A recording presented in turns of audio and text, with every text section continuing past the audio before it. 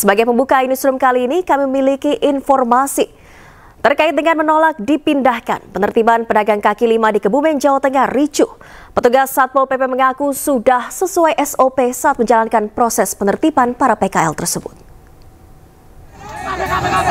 Aku gelap, pola tutup, dengan kafe, sobat tadi, kelas satu. Satpol PP Kabupaten Kebumen kembali menertibkan pedagang kaki lima yang menggelar dagangannya di tempat yang dilarang oleh pemerintah daerah. Penertiban pedagang tersebut diwarnai penolakan para pedagang yang tidak mau dipindahkan. Para pedagang kaki lima pindahan dari alun-alun ini membuka lapak mereka di Jalan Maijen Sutoyo, namun berdasarkan peraturan daerah, kawasan tersebut dilarang dipergunakan untuk berjualan. Teman-teman kita dari Satpol PP juga Polri dan TNI sudah mengingatkan, namun mereka beranjak dari tempat usaha mereka yang memang berkebutuhan. Menurut para pedagang, lapak yang tersedia di kawasan jalan tersebut tepatnya pada sisi kanan jalan bisa dimanfaatkan oleh para pedagang, namun sudah dipenuhi oleh pedagang lain sehingga pedagang berpindah ke sisi kiri jalan. Namun sisi kiri merupakan area yang dilarang digunakan untuk pedagang membuka lapaknya oleh pemerintah daerah. Dari Kebumen, Jawa Tengah, Johartoyo, iNews melaporkan. Pemirsa, pasca kebakaran 2 kapal nelayan di dermaga Marina Ancol, Pademangan, Jakarta, petugas masih menutup dermaga.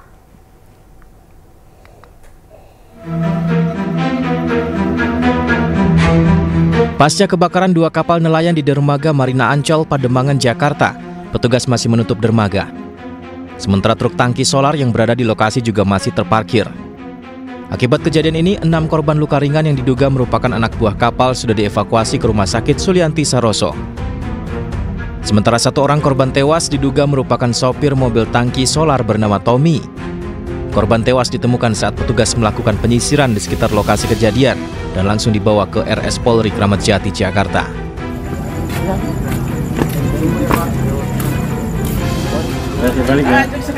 Segera. Ada tangki juga. Sebelumnya diduga akibat percikan api, 2 kapal nelayan yang sedang mengisi bahan bakar di dermaga Marina Ancol, Pademangan, Jakarta terbakar. Banyaknya bahan bakar solar membuat api cepat membesar dan sulit dipadamkan. Akibat kejadian ini, 6 orang anak buah kapal dan nahkoda mengalami luka bakar. Hembusan angin yang kencang membawa kapal yang terbakar hingga ke tengah sehingga petugas pemadam kebakaran sulit untuk memadamkan api. Dari Jakarta, tim liputan iNews melaporkan. 2 hari berdemo hingga sempat ricuh, pemirsa. Ratusan siswa MAN 2 model Medan akhirnya bisa ikut SNBP 2025. Data para siswa berhasil diinput pada hari terakhir perpanjangan waktu finalisasi PDSS.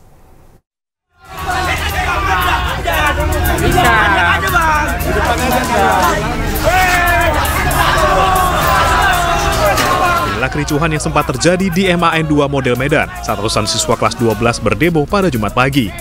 Mereka protes tak bisa ikut SNBP 2025 lantaran pihak sekolah terlambat memasukkan data ke portal PDSS. Namun kini para siswa dan orang tua bisa bernapas lega. 332 siswa akhirnya dapat mengikuti SNBP setelah data mereka berhasil diinput tepat waktu di hari terakhir perpanjangan waktu finalisasi PDSS. Solusi ini didapat setelah pihak sekolah bertemu dengan pihak Kemenak dan Kemendikti-Saintek di Jakarta.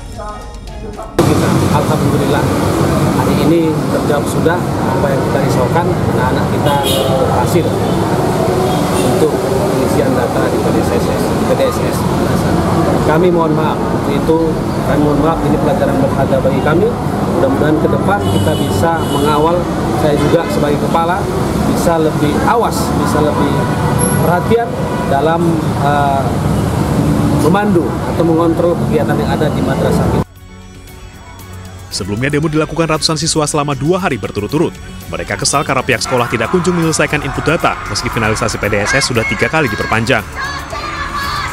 Dari Medan, Sumatera Utara, Ahmad Ridwan Nasution, iNews melaporkan. Sementara itu, pemirsa, Menteri Pendidikan Dasar dan Menengah Abdul Mukti menambah batas waktu penginputan data yang berakhir kemarin. Penambahan waktu tersebut dilakukan untuk penginputan PDSS yang memicu demo siswa. Saya juga mendapatkan informasi bahwa Kemdikti-Saintek juga sudah mengambil kebijaksanaan memperpanjang kan aslinya kan 31 Januari kemudian diperpanjang bahkan sampai kemarin sampai tadi baru selesai hari ini kan, jadi diperpanjang cukup lama untuk sekolah-sekolah itu berkesempatan mengisi dan memperbaiki PDSS-nya itu. Nah, soal bagaimana nanti selanjutnya ya kami belum tahu karena pemenangnya kan tidak pada kami. Kalau menyangkut pembinaan sekolah kan pemenangnya dari pemerintah daerah. Sementara itu, pemirsa, Kapus Lafor Polri Brigjen Sujarwoko mengatakan telah mengambil sejumlah sampel seperti arang dan abu untuk mengetahui penyebab kebakaran di gedung Kementerian ATR BPN. Namun Kapus Lafor tidak bisa memastikan apakah abu yang diambil merupakan bagian dokumen yang terbakar atau bukan. Karena meja yang saya lihat di dalam itu meja dari poliplek ya, yang seratnya itu dari serbuk seperti itu. Jadi mudah terbakar bahannya. Jadi Pak, ini apakah ada dokumen-dokumen yang masih utuh gitu Pak di dalam? Apakah mungkin ada beberapa dokumen yang terbakar dari dalam Pak? Kalau dokumen saya tidak bisa mengatakan bahwa itu dokumen ya, karena ini kan ruangan humas. Banyak kertas-kertas lembaran-lembaran yang terbakar ya, sebagian masih terbakar, sebagian tidak, itu ada beberapa sih. Tapi saya tidak menyatakan itu dokumen penting, enggak ya. Saya rasa kalau dokumen penting tidak mungkin ditaruh di atas meja tergeletak seperti itu. Itu titik apinya dari mana awalnya Pak? Kenapa? Dokumen atau dari atas meja? Titik awal. Ya, dugaan titik api awal, makanya saya sampaikan tadi nanti akan kita periksa di Lafor. Setelah nanti melalui teknis di Lafor, baru kita bisa menentukan titik apinya itu berasal dari mana. Pemirsa, Tim Pusat Laboratorium Forensik atau Puslafor Mabes Polri menggelar olah tempat kejadian perkara di gedung Kementerian ATR BPN. Menteri ATR BPN Nusron Wahid menyebut kebakaran diduga berasal dari komputer yang masih menyala.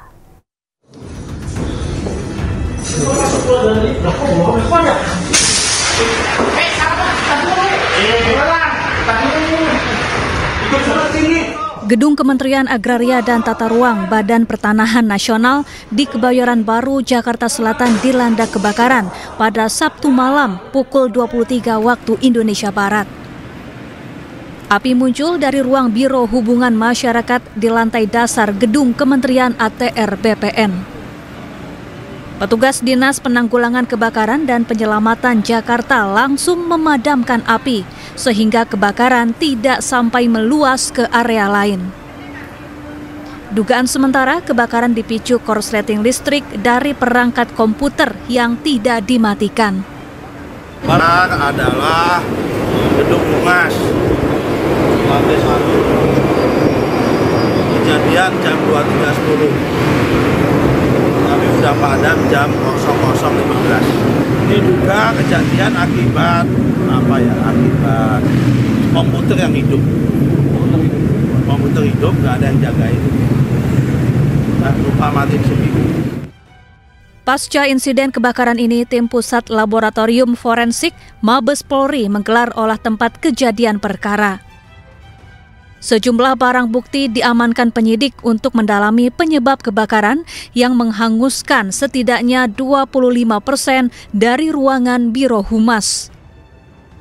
Kami sudah melakukan olah TKP terkait kebakaran di salah satu ruangan di gedung ATR. Ada beberapa barang bukti yang sudah kami kumpulkan berupa abu arang, ya. Nanti akan kami lakukan pemeriksaan lebih mendalam. Tidak ada korban jiwa maupun korban luka dalam insiden kebakaran ini. Namun kerugian ditaksir mencapai ratusan juta rupiah. Dari Jakarta, Tim Liputan iNews melaporkan. Kita ke informasi selanjutnya, pemirsa. AKBP Bintoro bersama 2 anggota Polri yang diduga terlibat pemerasan terhadap tersangka pembunuhan disanksi pemberhentian tidak dengan hormat. Atas putusan ini, 3 polisi tersebut mengajukan banding.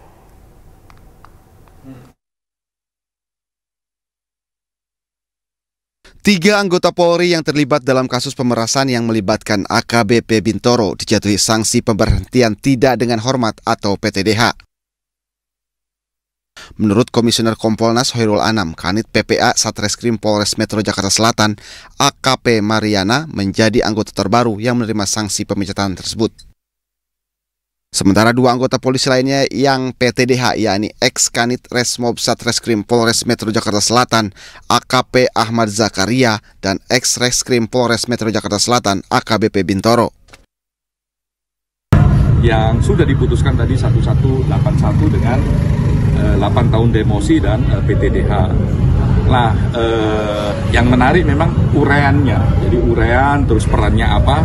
Ya, termasuk juga yang non anggota kepolisian, di mana konteksnya, kapan memberinya dan sebagainya. Sehingga memang kalau ditanya apakah ini pemerasan, apakah ini lebih dekat kepada penyuapan, sepertinya lebih dekat pada penyuapan.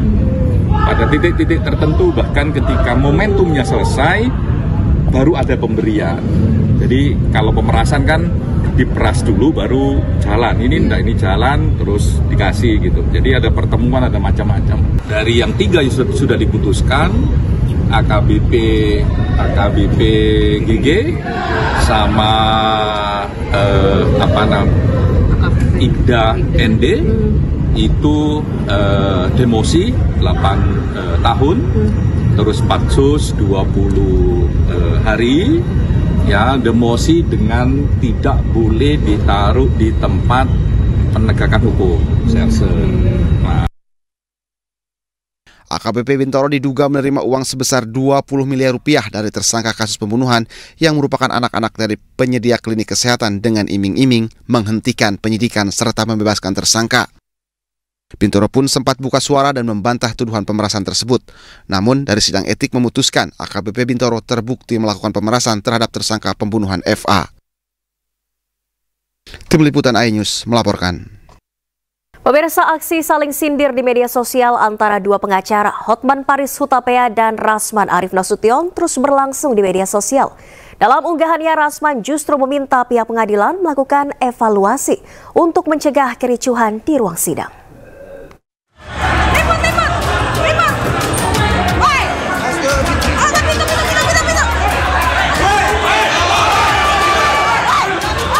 Pengacara sekaligus terdakwa kasus pencemaran nama baik Rasman Arif Nasution mengunggah video kericuhan di Pengadilan Negeri Jakarta Utara di akun Instagram pribadinya.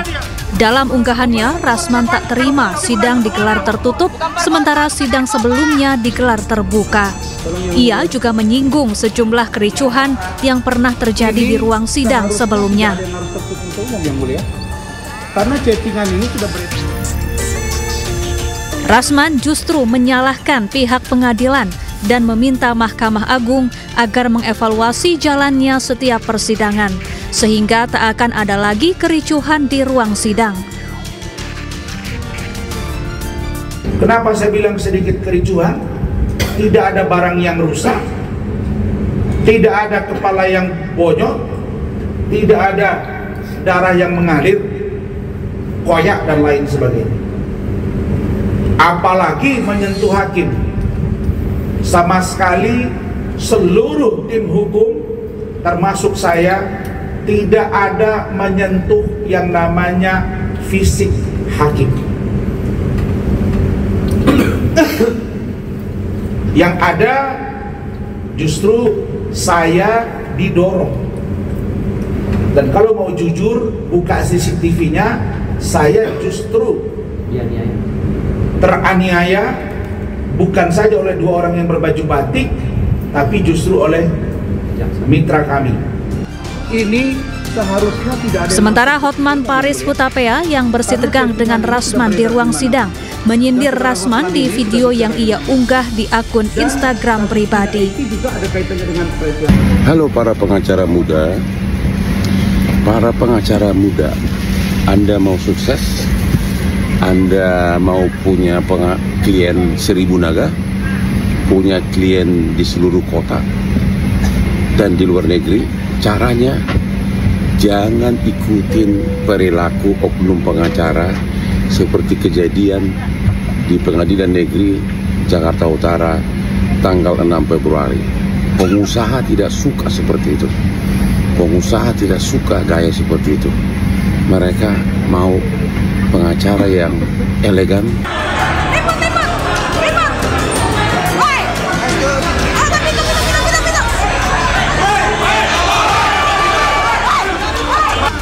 Sebelumnya terjadi kericuhan di ruang sidang Pengadilan Negeri Jakarta Utara. Peristiwa bermula saat Rasman yang menjadi terdakwa tiba-tiba mendatangi dan memegang Hotman Paris yang sedang duduk di bangku saksi. Keributan pun tak terhindarkan, sementara salah satu tim pengacara Rasman berdiri di atas meja. Tim liputan iNews melaporkan.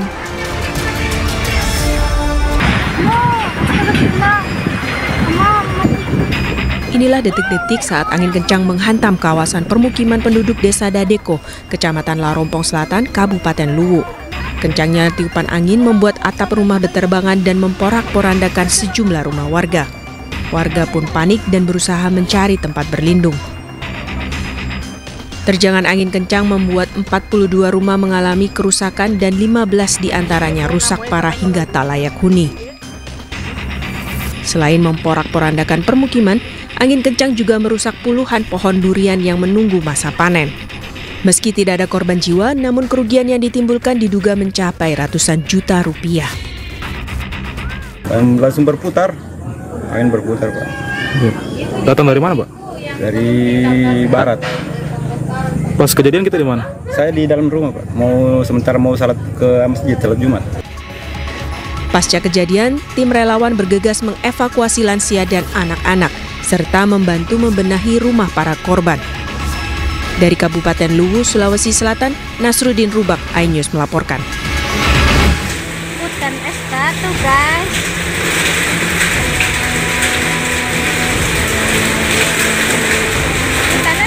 Fenomena hujan es terjadi di Kecamatan Sambi, Boyolali, Jawa Tengah. Fenomena ini sempat membuat warga panik. Pasalnya, selain angin yang kencang, butiran es yang jatuh di atap rumah warga mengeluarkan suara keras. Akibat terjangan hujan es membuat sejumlah pohon tumbang, hingga kemacetan terjadi selama 2 jam di Kecamatan Bajudono dan Simo. Menurut data BPBD, ada 6 rumah warga rusak tertimpa pohon.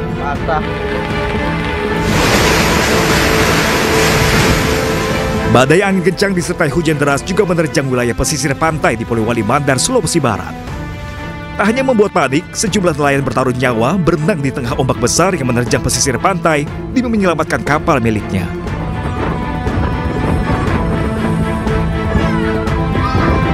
Sebagian kapal berhasil dievakuasi ke tempat aman karena nyaris tenggelam lantaran kuatnya angin. Namun ada pula sejumlah perahu yang tidak sempat diselamatkan hingga rusak dan juga patah. Ini ada musibah ya, angin puting beliung ya. Sementara pasca terjangan puting beliung melanda Desa Gondosuli, Kecamatan Kare, Madiun, Jawa Timur, puluhan rumah dan kios rusak. Sejumlah kios pedagang porak-poranda hingga ambruk ke tengah jalan karena terhempas kencangnya angin yang datang bersama hujan.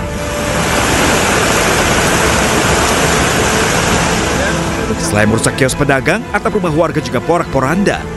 Genting yang terbuat dari tanah liat ataupun seng berterbangan dan lepas dari rangkanya. Liputan iNews melaporkan. Pemirsa, akibat curah hujan tinggi dalam sepekan menyebabkan banjir di Demak, Jawa Tengah meluas ke 21 desa di 3 kecamatan. Akibat banjir, sebanyak 55.000 warga terdampak. Sebagian warga bertahan di permukiman, sementara lainnya mengungsi. Selain kawasan permukiman, debit banjir dengan ketinggian antara 20 cm hingga 1 meter. Akibat curah hujan masih tinggi, diprediksi debit banjir akan terus bertambah.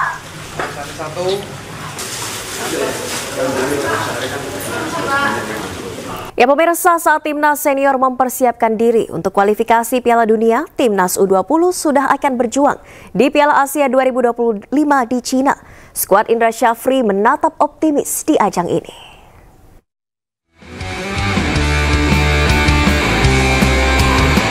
Tim U20 Indonesia berangkat ke Cina dari Bandara Internasional Soekarno-Hatta, Tangerang, Banten pada Minggu dini hari untuk bersiap menjelang Piala Asia U20 2025. Dengan kekuatan penuh, skuad besutan Indra Syafri bertolak 5 hari lebih awal guna memaksimalkan waktu untuk beradaptasi di Stadion Pusat Pelatihan Sepak Bola Pemuda Shenzhen, Cina. Kapten tim U20 Indonesia Doni Tri Pamungkas menyampaikan kondisi rekan setimnya dalam keadaan fit dan siap menghadapi pertandingan. Alhamdulillah semua pemain kondisinya sangat baik ya. Insya Allah siap untuk menghadapi pertandingan. Mungkin yang pertama mungkin recovery karena memang istirahat 5 hari dan mungkin adaptasi cuaca juga, dan adaptasinya saya kira harus cukup cepat karena memang jaraknya cuma 2 hari. Sementara itu, pelatih Indra Syafri meminta doa dari masyarakat Indonesia agar perjuangan anak asuhnya maksimal di setiap pertandingan. Bismillah, mohon doa, kita berjuang, masyarakat berjuang. Oke? Ya, saya nggak mau ngomong strategi, udah ya. Jangan ngomong strategi dulu sekarang. Dalam Piala Asia U20 2025, Indonesia berada di grup C yang berisi Iran, Yaman, dan juara bertahan Uzbekistan. Indonesia akan memulai petualangannya di Piala Asia U20 2025 dengan laga perdana melawan Iran pada 13 Februari mendatang. Dari Tangerang, Banten, Hasnugara, iNews melaporkan. Pemirsa, Ole Romeni bersama 2 pemain lainnya, Tim Gapens dan Dion Marks, telah resmi membacakan sumpah menjadi warga negara Indonesia di KBRI London. Dengan pembacaan sumpah ini, Ole Romeni telah siap bergabung di Timnas Indonesia. Kiranya Tuhan menolong saya. Kiranya Tuhan mengakui, tunduk, dan setia kepada Negara Kesatuan Republik Indonesia. Pemain Oxford United berusia 24 tahun Ole Romeni menjalani proses pengambilan sumpah WNI di KBRI London, Inggris Sabtu siang waktu setempat. Ole menjalani rangkaian prosesi bersama 2 pemain keturunan lainnya yang akan memperkuat tim U20 Indonesia, yaitu Tim Gapens dan Dion Marks. Proses pengambilan sumpah WNI melibatkan Menteri Hukum Supratman Andi Aktas dan Duta Besar Indonesia untuk Britania Raya Desra Percaya. Dengan pengambilan sumpah ini, Ole resmi memiliki kartu tanda penduduk dan telah menjadi warga negara Indonesia. Dengan demikian, Ole bisa membela timnas Indonesia melawan Australia pada bulan Maret ini. Yes, of course. I want to say thank you to the President of Indonesia for making everything possible. It's really an honor to play for such a big country and can't wait to play for all the fans, all the other people, and make an impact. Kehadiran Ole sendiri diharapkan mampu menjadi solusi lini depan Indonesia menuju Piala Dunia 2026.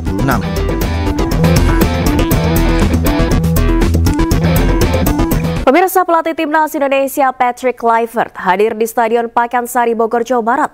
Ia bersama tim kepelatihannya datang untuk menyaksikan langsung pertandingan Liga 1 antara Dewa United kontra Persija Jakarta.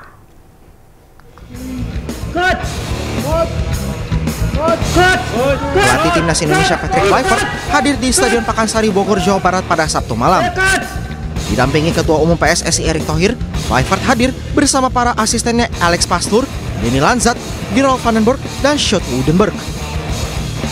Bersama tim kepelatihannya, ia datang untuk menyaksikan langsung pertandingan Liga 1 antara Dewa United melawan Persija Jakarta. Ini jadi laga ketiga Liga 1 yang disaksikan Kluivert bersama tim kepelatihannya. Agenda ini merupakan bagian dari upaya tim pelatih Timnas Indonesia untuk memantau dan mengevaluasi para pemain terbaik di Liga 1. Sejumlah pemain yang merupakan para penggawa skuad Garuda juga dipantau Kluivert, di antaranya Egy Maulana Fikri dan Ricky Kambuaya dari Dewa United, serta Rizky Ridho, Witan Sulaiman, dan Muhammad Ferrari dari Persija Jakarta. Saya hari ini cuman ngeliat undangan dan saya tahu di Persija dan Dewa ini ada beberapa pemain tim nasional yang dipantau, karena memang sekarang saya rasa Coach Patrick, Coach Alex, semua Gerald dan Denny sedang terus memantau, dan saya happy karena bagaimana PSSI dengan Liga kalau bersatu ini juga baik buat karir pemain. Setelah laga ini, Kluivert dijadwalkan akan berangkat ke Ternate, Maluku Utara untuk menyaksikan laga Liga 1 Maluku United melawan Borneo FC yang digelar pada Senin mendatang. Dari Bogor, Jawa Barat, tim liputan iNews melaporkan. Ya, pemirsa, Patrick Kluivert terus mempelajari kebiasaan khas Indonesia saat dirinya menjadi pelatih timnas. Bersama para asisten pelatih, Kluivert menyantap masakan khas Sumatera Barat menggunakan tangan meski tampak canggung.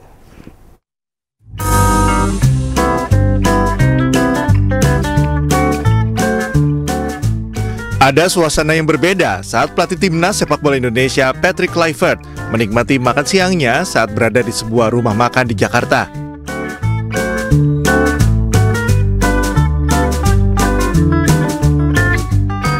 Saat menyantap masakan Padang bersama para asisten pelatih seperti Alex Pastoor, Denny Lanzat, dan Gerald Vandenberg, mantan pemain timnas Belanda berusia 48 tahun ini nampak tidak memakai sendok dan memilih menggunakan tangan saat menyantap makanan khas Sumatera Barat ini. Tak hanya Kluivert, Lanzat, Pastoor, dan Vandenberg juga menggunakan tangannya saat makan meski nampak canggung. Hanya Lanzat yang terlihat luwes makan memakai tangan karena memang dirinya memiliki darah keturunan Indonesia. Kluivert memang sepertinya terus mempelajari kebiasaan khas Indonesia saat dirinya menjadi pelatih timnas. Sebelumnya, Kluivert sempat menggunakan peci saat diperkenalkan secara resmi oleh PSSI beberapa waktu lalu.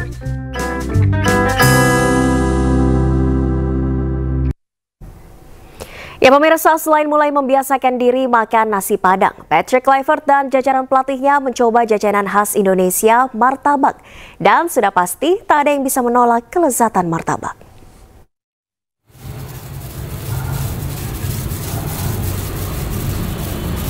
Martabak, siapa sih yang bisa melewatkan kelezatan jajanan ini?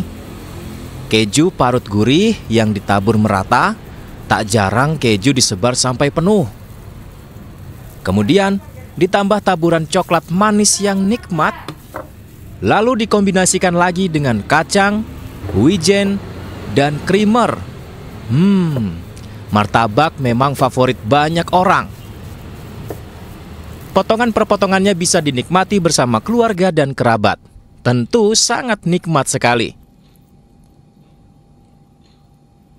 Martabak, this is the chocolate one, this is the cheese martabak. I like this.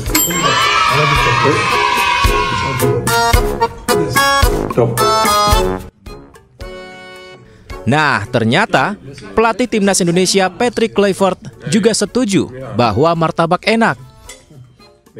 Setelah mencoba nasi Padang, bersama Ketua Umum PSSI Erick Thohir, Kluivert dan asistennya mulai mencoba kenikmatan martabak. Dani Lanzat mengaku suka yang coklat. Sementara Kluivert nambah sampai 2 kali makan martabak.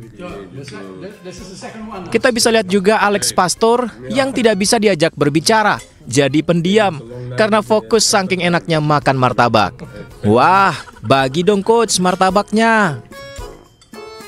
Terima kasih Anda masih di iNewsroom pemirsa. Dalam rangka Hari Pers Nasional ke-79, Presiden Prabowo Subianto mengucapkan selamat kepada seluruh insan pers di Indonesia. Presiden Prabowo mengucapkan terima kasihnya kepada insan pers serta media yang telah bekerja dengan dedikasi tinggi. Presiden Prabowo juga berpesan bahwa pers harus mengutamakan kepentingan bangsa, negara, dan rakyat Indonesia. Bismillahirrahmanirrahim. Assalamualaikum warahmatullahi wabarakatuh. Salam sejahtera bagi kita sekalian. Shalom, salve, Om Swastiastu, Namo Buddhaya, salam kebajikan. Saudara-saudara sekalian yang saya hormati dan saya banggakan, para insan pers setanah air. Saya Prabowo Subianto, Presiden Republik Indonesia, atas nama pemerintah Republik Indonesia dan atas nama pribadi, mengucapkan selamat Hari Pers Nasional ke-79 kepada seluruh insan pers di Indonesia. Selama 8 dekade ini, pers Indonesia telah menjadi pilar penting dalam kehidupan demokrasi, menyuarakan kebenaran dan memberikan informasi yang akurat kepada masyarakat Indonesia. Saya apresiasi kerja keras para jurnalis, wartawan, dan insan pers dan media yang terus menjalankan pengabdiannya dengan dedikasi tinggi meskipun tantangan yang dihadapi semakin kompleks. Saya juga memahami bahwa dunia pers saat ini menghadapi berbagai dinamika baik dari dalam dan luar negeri. Saudara-saudara sekalian, pers yang profesional, yang punya integritas adalah aset bagi suatu bangsa. Tetapi perlu saya ingatkan bahwa pers Indonesia harus selalu mengutamakan kepentingan bangsa, negara, dan rakyat Indonesia. Harus waspada terhadap usaha-usaha untuk mengendalikan pemikiran dan mempengaruhi jalannya opini-opini rakyat dengan menggunakan modal yang besar. Ada kecenderungan di dunia ini, mereka-mereka yang punya modal besar menguasai media dan ingin mempengaruhi masyarakat negara-negara tertentu. Walaupun kita menjunjung tinggi kebebasan pers, kita harus waspada terhadap penyebaran berita-berita yang tidak benar, berita-berita hoax, penyebaran kebencian, penyebaran ketidakpercayaan terhadap sesama warga negara, upaya-upaya pecah belah, ini harus selalu kita waspadai. Saudara-saudara, pers Indonesia harus selalu menjadi pers yang dinamis, pers yang bertanggung jawab, pers yang juga memiliki suatu pengertian tentang apa yang menjadi kepentingan bangsa dan negara. Saya percaya pers Indonesia pada ujungnya akan selalu setia kepada cita-cita pendiri bangsa Indonesia. Pers Indonesia harus jadi pers yang Pancasila, pers yang terlibat dalam pembangunan bangsa, yang komit terhadap Negara Kesatuan Republik Indonesia. Terima kasih. Wassalamualaikum warahmatullahi wabarakatuh. Salam sejahtera bagi kita sekalian. Shalom. Salve, Om Santi Santi Santi Om, Namo Buddhaya, salam kebajikan. Terima kasih. Merdeka! Pemirsa, Wakil Presiden Gibran Rakabuming Raka membuka perayaan Tahun Baru Imlek di Taman Mini Indonesia Indah, Jakarta. Dalam pidatonya, Gibran menyinggung keberagaman di Indonesia dan program makan bergizi gratis.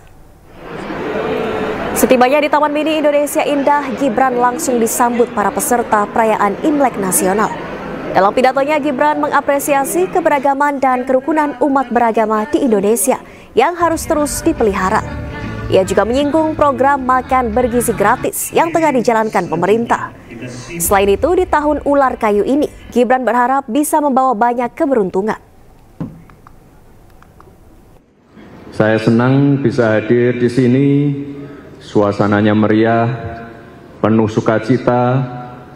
Semoga tahun ular kayu ini membawa keberuntungan, kebahagiaan, dan hal-hal baik bagi kita semua. Semoga tetap beruntung dan bahagia.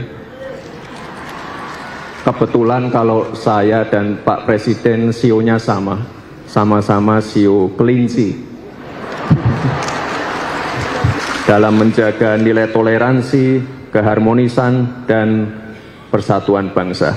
Saya juga ingin mengapresiasi, tadi sudah dipaparkan Pak Ketua, bahwa Matakin selalu bersinergi dengan visi misi Bapak Presiden, terutama tadi makan bergizi gratis. Ini adalah program yang ditunggu-tunggu. Pemirsa, program pemeriksaan kesehatan gratis atau PKG mulai digelar pada Senin esok. Layanan pemeriksaan kesehatan yang meliputi tes gula darah, fungsi ginjal, hingga deteksi kanker bisa dinikmati masyarakat secara gratis di 44 titik puskesmas di Jakarta.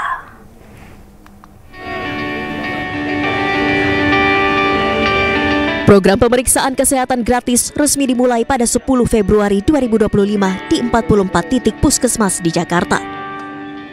Layanan kesehatan secara cuma-cuma ini dapat diakses seluruh masyarakat bertepatan dengan hari ulang tahunnya. Program ini menyediakan pemeriksaan kesehatan yang digolongkan berdasarkan kategori usia, mulai dari tes gula dan tekanan darah, fungsi ginjal, deteksi kanker, hingga kesehatan jiwa dan tes HIV. Namun layanan yang diberikan hanya sebatas screening kesehatan, tidak sampai tahap diagnosis dan pengobatan. Setiap harinya puskesmas akan menerima 30 pasien untuk melaksanakan cek kesehatan sesuai dengan screening mandiri yang telah dilakukan di aplikasi Satu Sehat Mobile. Karena kita berharap dari pemeriksaan kesehatan gratis ini nanti akan ada deteksi dini mungkin terhadap penyakit-penyakit yang diderita oleh katakanlah masyarakat. Kemudian dari nanti kita ada juga deteksi diri terkait bagaimana pengobatannya. Dan selanjutnya juga kita pastinya adalah bagaimana untuk menjaga kesehatan sendiri. Dengan program pemeriksaan kesehatan gratis ini diharapkan dapat meningkatkan kesadaran masyarakat terhadap pentingnya pemeriksaan rutin dalam mencegah penyakit demi peningkatan kualitas kesehatan masyarakat. Dari Jakarta, Dilani Aulia Firmansyah, iNews melaporkan.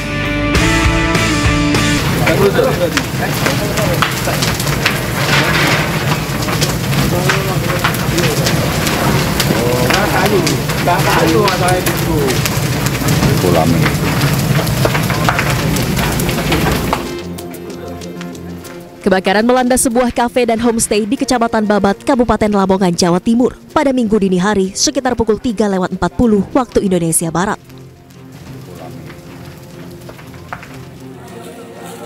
Petugas damkar mengerahkan 4 armada untuk menjinakkan api. Api berhasil dipadamkan sekitar pukul 5 waktu Indonesia Barat. Namun besarnya kobaran api telah menghanguskan sebagian besar bangunan. Dugaan sementara kebakaran dipicu korsleting listrik yang terjadi di lantai 2 bangunan. Pihak kepolisian kini masih melakukan penyelidikan lebih lanjut untuk mendalami penyebab pasti terjadinya kebakaran. Akibat insiden ini terdapat korban jiwa sebanyak 3 orang yang masih dalam proses identifikasi. Ya, maka korbannya 3 dan saat ini sudah dievakuasi di rumah sakit daerah Tinggi Lamongan untuk dilakukan proses identifikasi di Dokes Polda Jatim. Kerugian material akibat insiden kebakaran ini ditaksir mencapai 500 juta rupiah. Sementara itu 3 jenazah korban kebakaran dievakuasi ke Rumah Sakit Umum Dr. Sugiri Lamongan untuk proses identifikasi. Dari Lamongan, Jawa Timur, Abdul Wahid, iNews melaporkan. Kita ke informasi lainnya, pemirsa. Pihak Istana menjelaskan terkait pemblokiran anggaran pembangunan Ibu Kota Negara atau IKN oleh Kementerian Keuangan. Menurut Hasan Nasbi, dana pembangunan IKN tetap ada, namun saat ini belum dibuka untuk digunakan dalam pembangunan.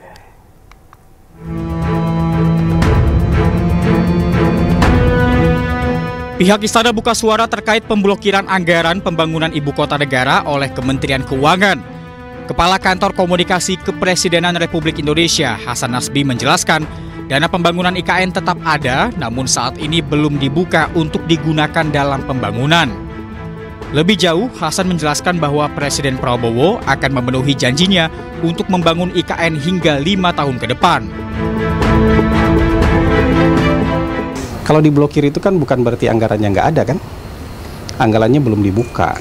Jadi anggaran IKN itu ada di otorita IKN, ada di Kementerian. Anggaran pembangunan IKN itu ada yang di Kementerian PU, ada yang di otorita IKN. Yang jelas komitmen dari Presiden kan berapa hari lalu sudah disampaikan oleh Menko Infrastruktur kan, bahwa selama 5 tahun ke depan Presiden punya komitmen untuk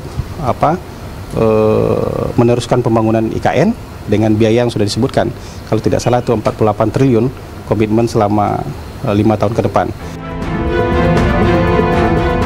Pemblokiran anggaran proyek IKN saat ini ramai menjadi perbincangan.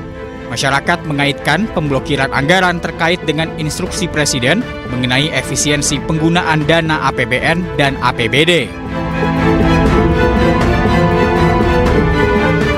Surat terakhir yang kita terima dari Ibu Menteri Keuangan itu kan memang sebelum rapat ratas kita terakhir tuh dengan Pak Presiden, memang dari beliau diminta efisiensi 81 triliun. Meski saat ini proyek pembangunan terhambat, Kementerian PU menyatakan bahwa saat ini progres IKN telah mencapai 87,9% per akhir Desember 2024 lalu dan akan terus dilanjutkan. Tim Liputan, iNews melaporkan. Pemirsa, kebijakan efisiensi Kementerian Pekerjaan Umum mengundang protes keras dari anggota DPR Komisi 5 dalam rapat kerja bersama sejumlah kementerian. Menurut Adian Apitupulu, total dana yang dianggarkan setelah efisiensi tidak akan mencukupi untuk pembangunan infrastruktur. Hadirin yang kami hormati, sebagaimana instruksi Presiden Republik Indonesia nomor 1 tahun 2025 tentang efisiensi belanja dalam pelaksanaan anggaran pendapatan dan belanja negara, pendapatan dan belanja daerah tahun anggaran 2025, maka seluruh menteri dan pimpinan lembaga diarahkan untuk melakukan identifikasi rencana efisiensi belanja sesuai besaran yang ditetapkan oleh Menteri Keuangan. Yang kedua adalah mengidentifikasi rencana efisiensi meliputi belanja operasional dan non operasional, terdiri atas belanja operasional perkantoran, pemeliharaan, perjalanan dinas, bantuan pemerintah, pembangunan infrastruktur serta pengadaan peralatan mesin. Ini emang harus kita setujui ya, karena memang nggak masuk di akal. 63 km 1 tahun jalan, kita mau bangun apa? Enggak, kalau perjalanan jembatan ini 12,48 triliun, 63 km 4342 1606 dan sebagainya, itu memang kecil sekali. Jadi pimpinan mau kita putar-putar ya nggak bakal dapat dapilnya. Bentar. Ya artinya kita biar Pak Adian selesai dulu. Ya, bentar. Artinya memang pengurangan 80 triliun ini dampaknya kemana-mana. Tapi kalau sebagai menteri siap mengambil tanggung jawab terhadap, misalnya kita bicara kalau sumber daya air ini 10,7 triliun. Terus kita mau bicara tentang ketahanan pangan sementara rehabilitasi jaringan irigasi cuma 16.000 hektar dari sekian banyak yang lain. Ya memang tidak akan tercapai.